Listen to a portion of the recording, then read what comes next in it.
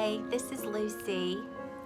I want to thank so many of you for contacting Senator Lamar Alexander, who is chairman of the committee for the PSJA bill, Palliative Care, Hospice, and Training Act.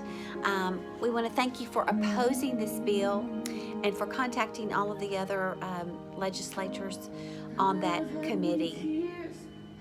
This is Gracie Rosenberger. Questions for tomorrow.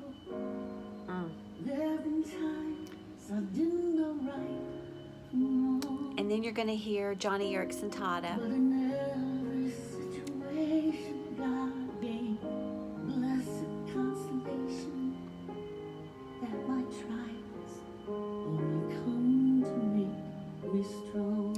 Gracie has lived this, and so has her dear friend Joni, Eareckson, Tada.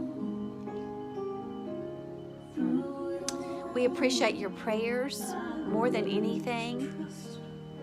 It's not too late to call the offices of all of the senators that are listed.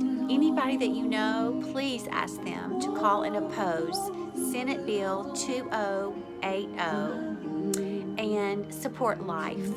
This is euthanasia on a slippery slope that we are all at risk for. So support the restoration for the culture of life. Thank you.